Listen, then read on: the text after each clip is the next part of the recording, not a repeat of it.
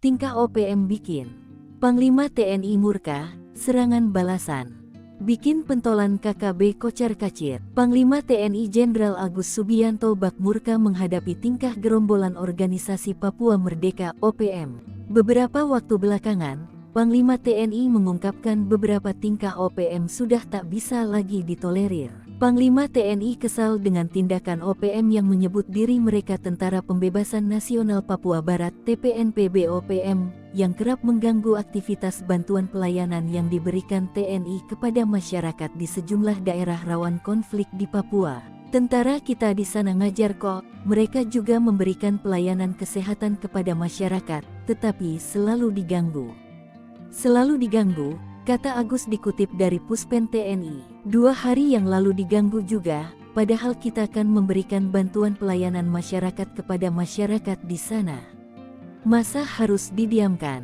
Ucap dia lagi. Agus menegaskan, jika TPNPB menggunakan senjata, maka TNI pun akan melawannya dengan senjata. Kendati begitu, dalam operasi TNI akan tetap mengedepankan operasi teritorial dengan tujuan merangkul masyarakat. Kami tetap mengedepankan teritorial untuk membantu percepatan pembangunan, mensejahterakan masyarakat di sana, ungkap Agus. TNI tetap menganggap keduanya sama saja karena melakukan teror berkepanjangan di Papua. Sekarang mereka sudah melakukan teror, melakukan pembunuhan, pemerkosaan kepada guru, nakes, pembunuhan kepada masyarakat, TNI, Polri, ujar Agus. Masa harus kita diamkan seperti itu? Dan dia kombatan membawa senjata, saya akan tindak tegas untuk apa yang dilakukan oleh OPM.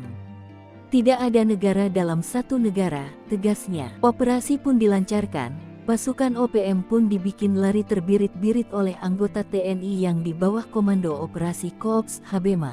Penembakan terjadi di Kampung Paro, Distrik Kenyam, Kabupaten Duga, Papua Pegunungan, Jumat tanggal 19 April tahun 2024. Dilansir dari Tribun Papua Senin tanggal 22 April tahun 2024, Perwira Penerangan Koops Habema Letkol Aryogi Nugroho menyebut keduanya merupakan anak buah Egyanus Kogoya, pimpinan OPM wilayah Kabupaten Duga. Anak buah Egyanus Kogoya disebut beberapa kali berusaha menyerang pos TNI di Kampung Paro sejak awal 2024. Penyerangan OPM tersebut dilancarkan seiring dengan niat OPM mengganggu keamanan wilayah Papua. Namun, 2 anggota OPM yang tertembak itu berhasil meloloskan diri.